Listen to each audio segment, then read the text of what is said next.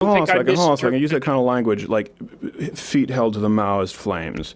And then I know that you talk a lot about polarization. Don't you think that's adding to the polarization? Like you're talking about Mao and you're invoking this idea of fire, serious communism. Isn't that a little bit severe? I don't think it's any more severe than starting with the assumption that I'm part of the alt-right. Hey there, Mug Clubber and or YouTuber. We are introducing a new segment today. Long-form interview called Devil's Advocate, where we'll bring on the foremost conservative thinkers, critical thinkers, and try to present both points of view. I think it was my friend Owen who actually said, if you cannot argue your ideological opposition's point of view as effectively as they can, you have no business holding your own position. So the purpose of this format is to argue the progressive left's position more effectively than they do, and to hopefully equip you in case you will encounter these arguments, these lines of questioning, these specific patterns of attack that you see from the left. So I warn you, you might get mad, you might get frustrated, you might want to beat up Skylar. I know that I did. These do not represent my views at all or the views of anybody at Louder with Crowder unless I don't know about it. Enjoy Devil's Advocate with Dr. Jordan Peterson. Devil's Advocate With Skyler Turden. All right, I am your host, Skyler Turden. This is a segment where we take on the biggest right-wing personalities on the web, out there sort of in the cultural sphere, and challenge them, hold their feet to the fire to see if their ideas hold water. And our next guest is very popular, so very noted fascist, super popular internet personality. You can take his personality quiz, I guess, at selfauthoring.com. His book is 12 Rules for Life, is available at places. Jordan Peterson, thanks for being on the show, sir. Thanks for the invitation there, Skylar. Yes. So let me allow you to sort of establish with people who aren't necessarily familiar. You've made it your main goal to be an advocate of free speech, particularly speaking out against restrictions thereof. I know it started, you sort of rose in notoriety with Bill C-16 in Canada. Tell us in your own words, why freedom of speech is so important and why you took your stand. Okay, well, first of all, I don't think that that's what I put myself forward as in the main. Okay. I'm actually very interested in the relationship between meaning and responsibility. Okay. And so I think that my books and my lectures are mostly devoted towards that. I see free speech as necessary because it's part of the process by which the left and the right continue in an ongoing dialogue about how society should both maintain and update its structures, and that any attempts to interfere with that are dangerous to both necessary wings, let's say. Okay. And in Canada, there was a bill passed a year ago in May, Bill C-16, which purported to do nothing but extend charter rights and certain protections under the criminal code to transgender people. But that isn't how I looked at the legislation. I thought it was a piece of compelled speech. And the justifications for doing that were very thin. Well, okay, let me ask you that. So first off, okay, meaning and responsibility where they intersect, but freedom of speech is a big component to that, right? And that's why you talk about it. Well, it's a responsibility to speak properly, and it shouldn't be something that the government should interfere with. The government interferes with that at its peril, whether it happens to be left or right-leaning.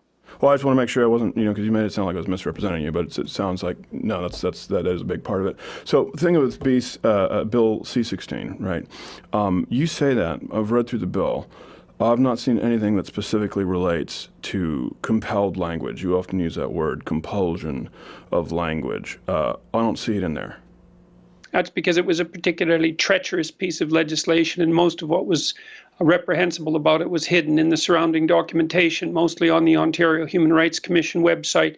The federal government announced publicly before they took the link down that the bill would be interpreted in light of the documentation on the Ontario Human Rights Commission, which clearly made it grounds for civil action, at least, and perhaps criminal action to misgender someone, despite the lack of any norms currently operating with regards to the use of gender pronouns, for example. And it also instantiated a social constructionist view of gender into Canadian law, which I thought was equally reprehensible, given that the scientific evidence is overwhelming that a substantial part of gender differences in biology and personality and temperament are biologically influenced, if not determined.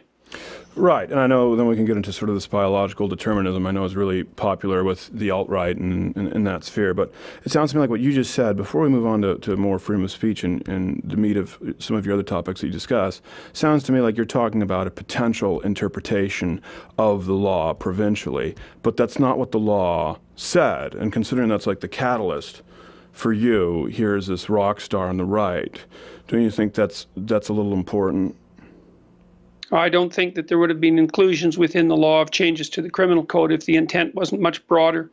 And the law was only about a paragraph long, and so the surrounding documentation is of crucial importance. And if the federal government was playing straight with regards to the origin of the law and how was it going to be interpreted, they wouldn't have taken down the link that had made the claim quite straightforwardly that it was going to be interpreted in light of the Ontario Human Rights Commission's already extant policies, which surrounded similar legislation at the provincial level.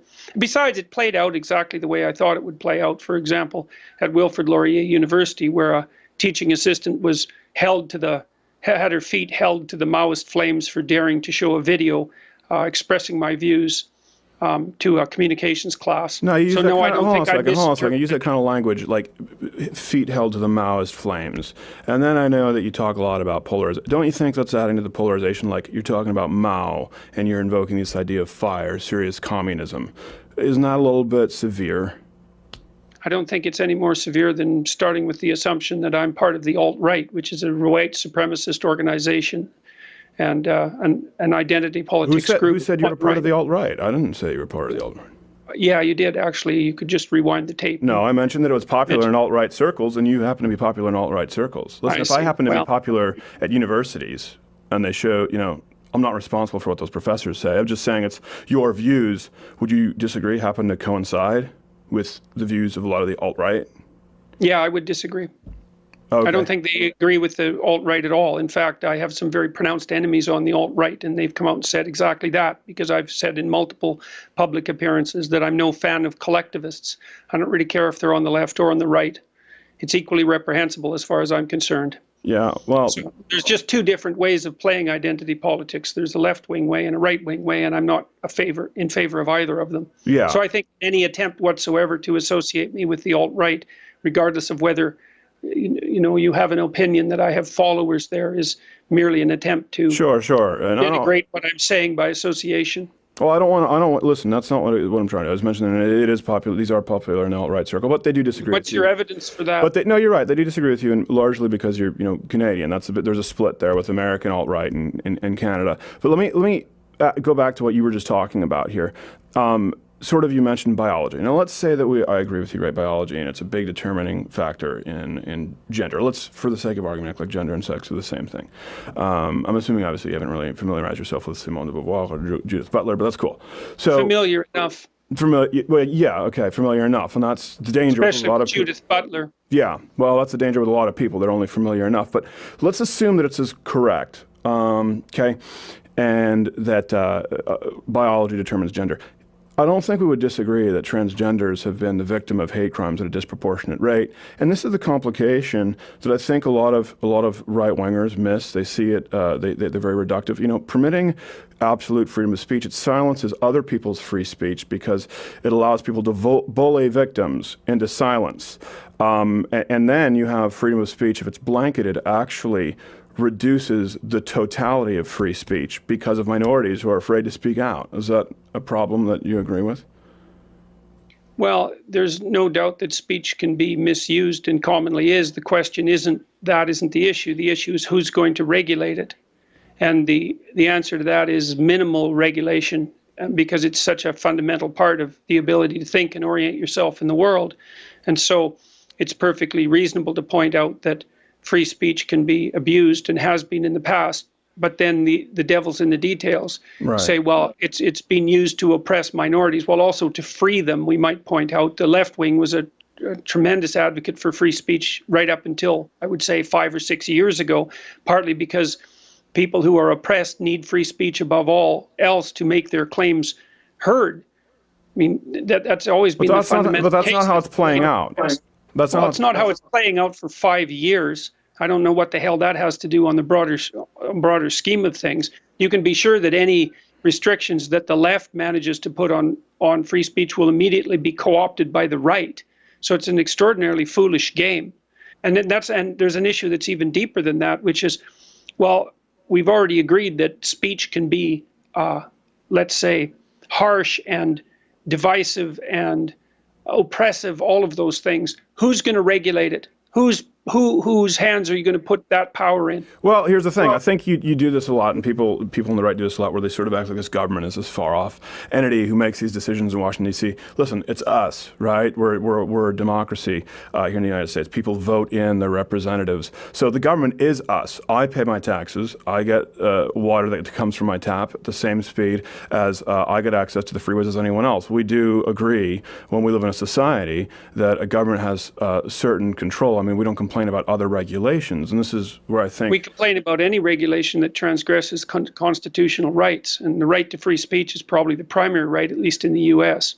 Okay, but so it's also the right upon which the entire government edifice is built, and to say that you can elect representatives who are going to regulate free speech ignores the fact completely that you don't have an absolute democracy, you have a constitutional democracy. Well, these same regulators, they're in charge of what can be said as far as libel laws with the press. So we do have a freedom of the press, but we do have actual libel laws. There are regulations on firearms, right? You don't think that you should be able to go off and own a tank.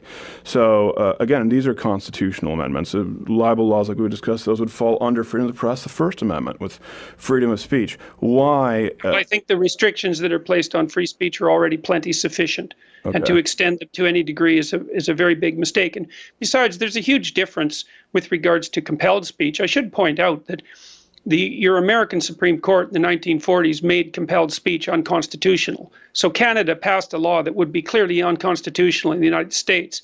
It was also a law passed at the federal and provincial level because it compelled speech that had absolutely no precedent in English common law. Because there's a difference between saying what people can't say, and so that's libel, and saying what they have to say, which is compelled speech. And the Supreme Court said very explicitly in the United States that it was a mistake both on the part of restricting the speaker and restricting the listener to compel people to utter words with which they did not agree. Now, there's certain exceptions for commercial law, but there are no exceptions in non-commercial speech. And so to bring in libel law and that sort of thing is a complete red herring. Well, hold on, I want to be sure, because you just mentioned red herring here. You say, so I want to make clear that I understand. Your problem is with compelled speech then, correct? Not saying what you can't say, but forcing people as to what they can. Well, I'm absolutely no fan whatsoever of hate speech legislation, but which is I suppose the logical extension of laws attempting to restrict what you can't say. Right. So I think hate speech laws are dreadful, and I think they're being misused all the time, and that we've only seen the beginning of that. But the issue of compelled speech is worse than the issue of regulating hate speech, because it requires people to utter words that they did not formulate and may not believe. So it violates freedom of conscience. It violates the responsibility that each individual has to only say things they believe to be true and representative of their viewpoint. It interferes with their ability to think and communicate, and it makes them terrified of potentially terrified of government and other organizational intervention. Well, people are terrified right now because the First Amendment was written long before social media and Facebook, and so now the speech is very invasive. You used to be able to turn it off. Now you can't. We'll come back to that because I know we have a lot of topics to get into, and as in your words, you're not just an advocate of free speech, but the sort of where meaning intersects with responsibility. You just brought up hate speech laws, so I think it's a good transition. Jordan, do you support equality? It's a trick question. So how about you specify it a little bit more clearly before I answer that? Okay. Do you support equality of race, gender, sexual orientation? Same objection applies. Define equality. Equality of opportunity for sure. Equality of treatment. Not in the least. Again, it's insufficiently defined question. Okay. Equality of treatment. All right. Equality of opportunity for sure. I think that any bureaucratic structure that's set up that doesn't allow each person to be assessed on the basis of their merits in relationship to a particular function, like a job, is a big mistake for everyone involved, including the individuals that are unreasonably discriminated against. So sounds like a long way around to say no. Let me ask you this: you've spoken out against the problem of free speech in regards to speakers, specifically on campus, universities, people being censored on social media. Let me ask you that: is that even a question like of speakers, for example, on campus? Is it a question of free speech at all? Isn't that just a private entity refusing to serve an individual whose message they don't agree with, not hosting them? Well, it's certainly not the case in Canada because their universities are public. Okay. And that's also the case in many universities in the United States. So, and then with regards to the private entities, I suppose it depends on why they're doing it and under what pressure they're operating. I mean, a typical trick now is to charge the individuals who are coming to campus outrageous security fees to prevent them from being able to speak. So there's plenty of what would you call it? There's plenty of lack of fair play at work in those sorts of situations. So I think universities above all should be cautious about restricting who's allowed to speak on campus for ideological reasons. Oh, I agree. I think they should be super careful. So I want to make sure that you only have a problem, not with private universities, but public universities? I didn't say I didn't have a problem with private universities doing it. I said it's clearly a problem with public universities doing it. With private universities, there is that additional element that you just described. Okay. So would you compel public universities to host speakers they disagree with? Define compel. Force them to host speakers they disagree with?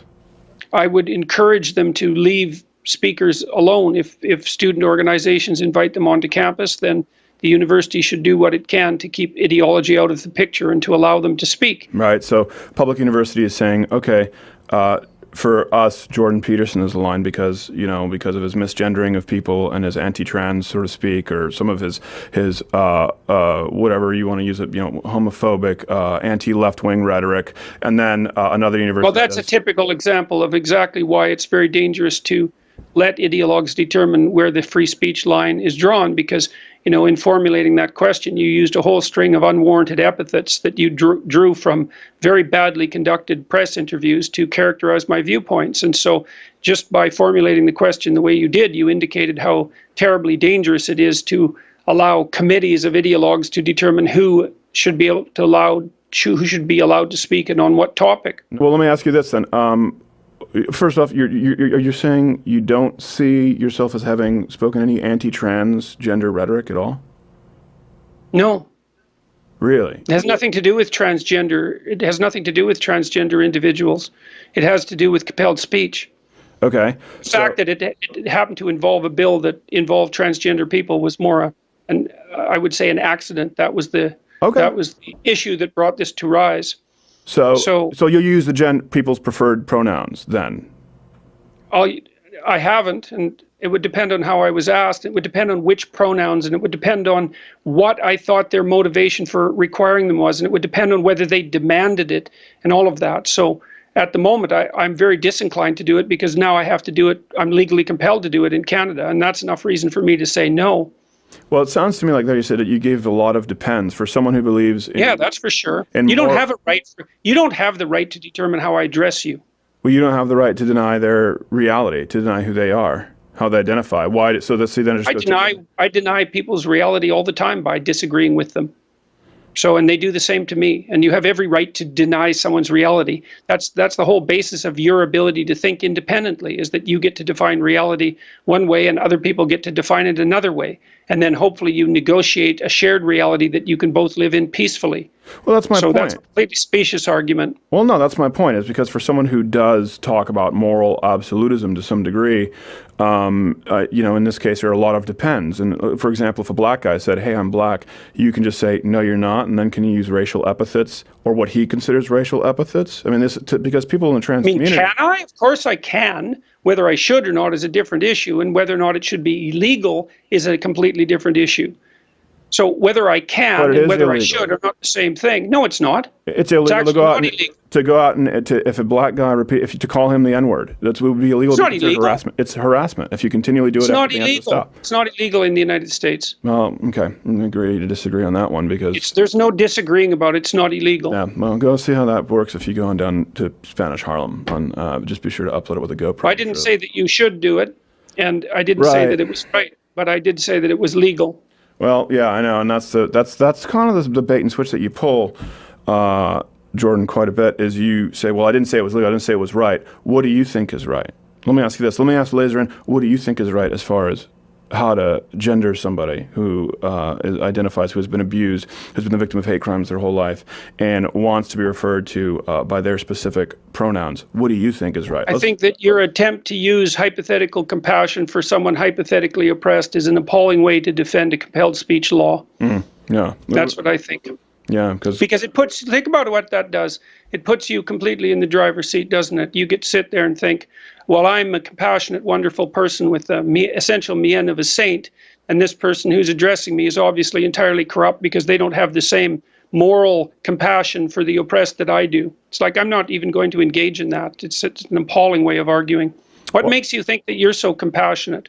What makes you think that you've got all the right on your side? Because I'm the only... So you don't think there's anything dangerous about the government attempting to produce compelled speech legislation on the back of hypothetical compassion? You can't see any way that would go wrong? Well, I'll talk about you. Then you're not thinking. You just talk about misrepresentation. That's gone wrong many times in the past. And you're using your mask of compassion and care for the oppressed to justify whatever actions you want to undertake. All right, listen, I let you go here. You talk in paragraphs around in circles. Now you're misrepresenting me. I didn't say that at all. I didn't say that I don't see any problems with it. I think I'm the only one in this interview. You haven't pointed out any problems with it so far. Well, I'm also the only one who hasn't condemned compassion in any way, shape, or form. And compassion needs to be condemned in many, many ways because people use it as an unthinking marker for moral virtue, and it's not that at all. I understand that it can be subjectively condemned, but I'm saying there's one of us here who has advocated it as a virtue, and I think you do well to include that in your rhetoric. This is an opinion. Yeah, well, I don't buy the idea that compassion is a virtue. And I don't think that it should be arbitrary. I'm talking about people with, again, the government these are elected officials, and we elect the most qualified people for the job. You cannot elect someone who's the most qualified for the job and then decide that they don't have the authority that you've granted them as a voter. Yes, you can. That's what a constitution is for. That is what a constitution is for. So yes, you absolutely can. The Constitution puts limits on the power of the elected representatives, and partly that's to protect the rights of minorities. And one of the most fundamental rights that minorities have is the right to free speech. It's absolutely unbelievable that the left, who hypothetically are standing up for the rights of the oppressed, are daring to challenge the supremacy of free speech, because it's been the fundamental weapon that people who are dispossessed have used against power structures since the beginning of the right itself. So it's unbelievably short-sighted.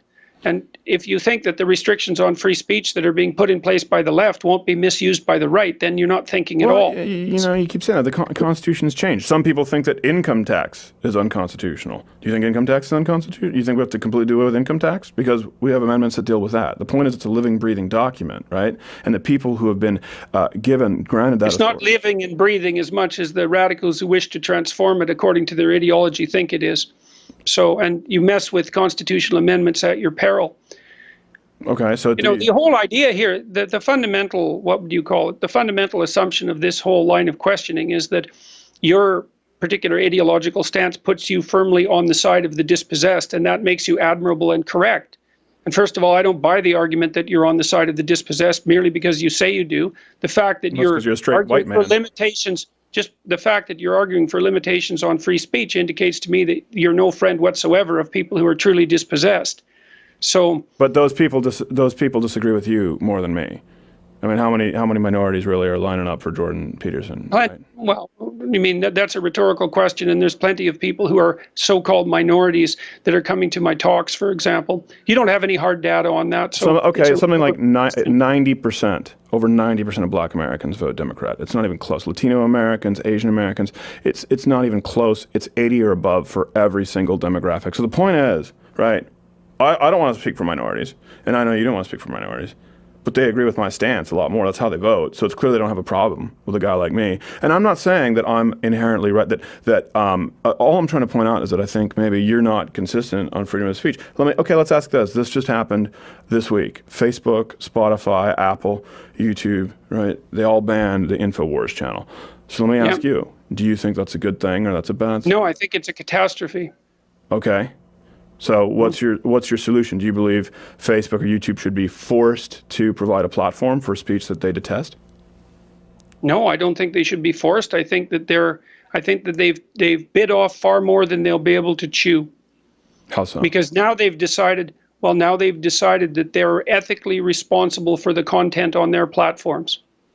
So good luck with that decision, because they have an awful lot of content, and drawing the lines is going to be extraordinarily difficult thing to do. So basically, the way that these companies were set up to begin with is that people could post content and then other people could watch it and basically decide by their viewing. They could value the content by their proclivity to view. And now they've decided, as a consequence of this decision, that they're going to be in the business of arbitrarily determining what should and shouldn't be presented for public viewing. And they'll never run out of decisions to make. You know, lots of people who were watching Alex Jones didn't agree with him. They were just keeping an eye on him. So, like, I watched Alex Jones from time to time because I wanted to see what the radical conspiratorial right wing was up to. Right, yeah. And now that's not possible. Now they're driven underground. Way to cover your tracks with your browser history. I appreciate it. Let me ask you this. There's going to be all sorts of lines that they have to decide now. So they're going to take out Paul Joseph Watson next? Lawrence Southern? I mean, where are they going to draw the line exactly? Okay, so if it's against their terms of service, isn't it within their domain to revoke the channel? What's the solution? Of course it is. I didn't say they couldn't do it. I said it was a bad idea. Okay, so you're not... That's not the same thing. Okay, so you don't have a... So, I think it's... Go ahead. Well, I think that I really do believe, and I'm sad about this, I do believe that they've bitten off more than they can chew, and that it's going to be... It's one small... It's a warning sign with regards to these media conglomerates that are attempting to produce large-scale public discourse, because now they've taken the role of censor onto themselves, and they'll find that that's a never-ending role that produces endless trouble. They've got themselves into endless trouble, as far as I'm concerned. And from a perspective of a clinical psychologist, I would also say the worst thing you could do to someone who's paranoid, the most ill-advised thing you can do to someone who's paranoid, is persecute them. Yeah. So now that, I mean, Alex Jones is always talking about, the little I know about him, he's always talking about conspiracies of one form or another. And now what has all the appearance of a conspiracy between 4 or 5 very large media conglomerates is aimed squarely at him. So all the people who are watching him, who are conspiracy-minded and somewhat paranoid, are going to think, well, Jones must be onto something, because otherwise these big conglomerates wouldn't have clamped down on him. No. It's a very, very bad idea, and millions of people watch him. So well, these are people who thought that Podesta had an underage sex ring in a pizza parlor. So I don't really think that this is necessarily the straw that broke the camel's back. It sounds to me. So I want to make sure that I clarify. Are you not amongst the people who believe that these big platforms like YouTube, Facebook should be treated like public utilities? Because there are a lot of right wingers who do believe that, like phone. Yeah, I think they should be treated as public utilities, because otherwise they can't exist. Because there's no possible way that these corporations can handle monitoring their content. There's too much content. So they'll run out of manpower to make the decisions. I mean, okay, so Alex Jones is now being banned. What do you think about people who've interviewed Alex Jones? Should they be banned? That would include Joe Rogan, for example, because he interviewed Alex Jones. Yeah. So should we ban him? Well, and if not, why not? So you think that Facebook, YouTube, Google, these companies that, basically start up in garages, these tech startups, invest millions of dollars and they grow to become successful, and then you support the government stepping in an authoritarian fashion and telling them who they have to allow on their platforms? I didn't say the government should step in. I said that they made a mistake by deciding to act as censors, and that they'll pay for it. I didn't say anything about anybody stepping in and changing it. I said it was a mistake. Well, if they're to be treated like public utilities, then that would be the government stepping in and because right now they're not. Well, if they were to be treated as public utilities, that would be a transformation in the way they were regulated. So that really doesn't have anything to do specifically with the Alex Jones issue. Well, I'm just saying you would support it. You would support it. Okay. And let's reverse the question, because I'm the one having to come up with all the complex answers. All right. Okay. So how would you propose that these complex corporations decide which content is acceptable? Exactly. No. How would you propose that? Exactly how I would propose it. I don't think there does need to be a proposal. I mean, I think this is where actually I would be on your side. Let the free market decide, and the free market is YouTube and Facebook. And if they don't want to host content, I don't think they should be forced to host content. I don't think they should be compelled to host content. Well, obviously they shouldn't be. That's not the issue. The issue is how are they going to go about making the decisions, and how are we going to be sure that that won't go dreadfully wrong? I mean, obviously it's the case that censorship can go wrong. You certainly see that in places like China. Once you start with censorship, how do you have any idea how you're going to put proper boundaries around it and decide who's acceptable? You're either going to let your listeners decide that, or you're going to decide it. And then you're going to find out that you've taken on a huge weight of decision making that you can't handle. Or maybe I'm wrong. Maybe that won't happen. But it's certainly, I would be very loath to decide what needs to be censored, because the number of decisions I'd have to make would multiply beyond end. Well, I'm not saying let any specific individual decide. I'm saying let the free market decide. If people don't want Alex Jones on YouTube, then YouTube doesn't have to provide it. If people watching YouTube don't. I already agreed that YouTube doesn't have to provide it. I said it was a mistake to engage in censorship. Sure. Just because people are allowed to do something doesn't mean it isn't a mistake upon occasion. So I'm not asking for government regulation. And the idea that transforming these corporations into something approximating utilities would be a form of regulation is really and what would you say? It's an ill-formed way of posing the question. It's a matter of classification. Do you think that Alex Jones should be able to use a phone? I do think Alex Jones should be able to use a phone as long as he pays for it, as long as a phone company wants to offer him their services. Right, so the phone company offers everyone equal access to the services regardless of content. And I presume you'd object if the phone service started to decide that conversations shouldn't be allowed to occur. And so you can make a reasonable argument that these large-scale media distribution companies play the same role, but on a larger scale. It's not necessarily the case that it's an argument without flaw, but it's a reasonable argument. But I don't think that there's any real alternative. I don't see how companies like Facebook and YouTube can possibly police their content without producing far more trouble than they'll save. That's the issue. Well, I'm not so much just concerned about them policing the content. What I'm concerned with is, let's say we do the public utility sort of option, right? What I'm concerned with is the free market will be able to provide alternatives. You know, Alex Jones can go there. If we're consistent, and we believe in freedom of speech and the freedom of market as it applies thereof, we should be free to accept, we should follow this down the logical trail that there will be an alternative platform for Alex Jones or you. Yes, there probably will be. And that's also why I think it was a mistake for these companies to engage in the censorship, because I think that they're signing their own death warrant by doing so. It'll probably take 10 years to unfold, but it's a big mistake. And so that is what will happen, is because people will stop trusting YouTube and Facebook and so forth to provide uncensored access to content. And as a consequence, other forms of information distribution will emerge. So that's why I thought it was a bad decision from a corporate perspective. Okay. They had every right to make it, but I think it's a bad decision. If I were to walk into your house, okay? If I were to walk into your house right now and harass you and call you all sorts of names and get right up in your face and not leave after you've asked me to leave and continue harassing you without any refuge for you, would you think that that is a crime for me to do that? I don't know why you're asking the question. So well, let me tell you why I'm asking. So now, again, this is why we talk about the Constitution in guns. Now we have fully automatic AR-15s, and things change, right? Times change. We need to adapt, and we've both agreed on that to some extent. Now, online, people like Alex Jones, they have the ability to invade your house digitally, continually, and harass and berate. You can always shut it off. Not necessarily. That's the thing. You can't. You can't shut off everything. You can't block people. You can't mute people on every platform. Then they can have your email on YouTube. You know, it shows up in your suggested feed. The point is, especially. No, that's a silly argument. You can just shut the whole thing off if you want. So it's a silly argument. It's not like someone invading your house. So because you can shut it off at any time. Okay. So no, that's just not going anywhere, that argument. Well, what if someone has a computer in their house then? If they have a computer in their house, then it means that someone can invade their house that way digitally. There's no way to find a space away from these, particularly people like Alex Jones, most egregious offenders, right, who spread conspiracies and effectively like lead to doxing of people. I mean, that's just. Well, a lot of this, the thing is too, it's again, the question is more fundamental. Let's assume that it's a bad idea for poorly supported conspiracy theories to be formulated and distributed. Yeah, let's assume that.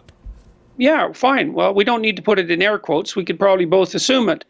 The question is, what should you do with people who are doing that? And the one answer is, well, do what you can to silence them and drive them underground.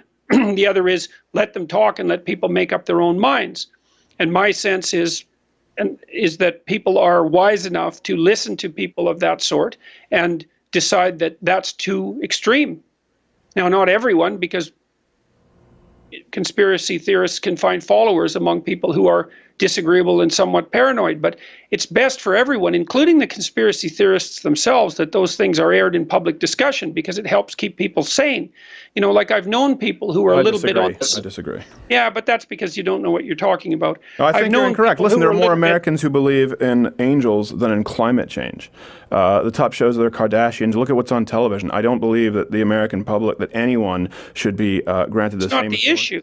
Yeah, it is. You said that they should be wise. They should treat them wise enough. I'm saying I don't think they're wise enough, and that's why they're wise enough compared to the alternatives. Okay. You know, your system in the United States was never set up under the presumption that the people were wise. It was set up under the presumption that the people, regardless of their wisdom, had the right to self-determination, and even more importantly, that although the people themselves might not always be wise, there isn't a better source of authority than the people themselves. So that no matter how corrupt and foolish the people happen to be, whatever systems you put in place to supplant them will be worse.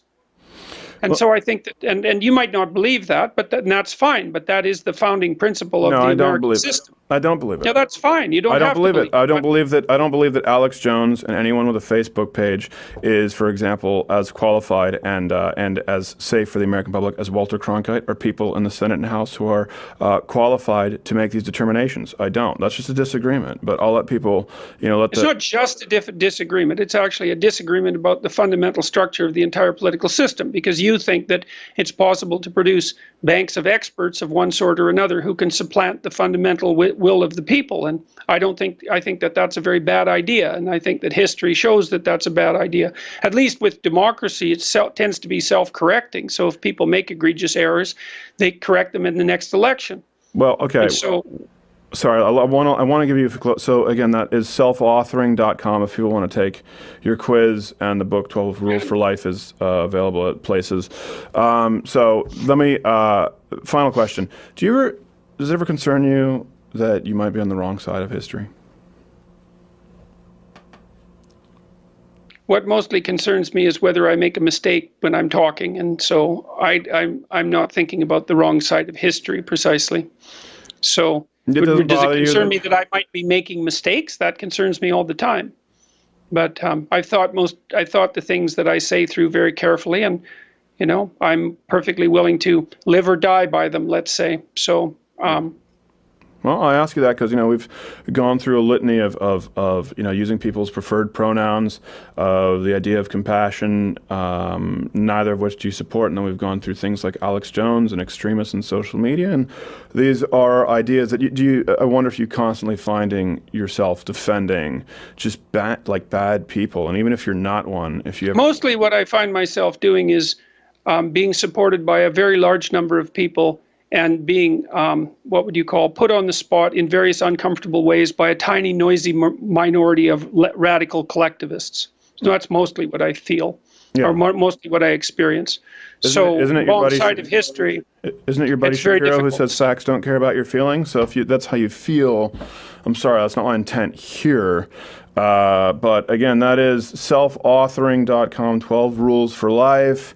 Dr. Jordan Peterson, thanks for taking the time. Listen, man, I mean, you have your point of view and I have mine, and there it is. Hey, if you like this video, subscribe, but that doesn't really mean a whole lot, so you can hit the notification bell. I know that Skylar was incredibly unpleasant with Dr. Jordan Peterson. I wanted to kick his ass, so I get it. Subscribe, hit the notification bell, join Mud Club, or watch one of these other videos that could be playing in a box somewhere. Maybe YouTube's banned it at this point. Who knows? Who knows?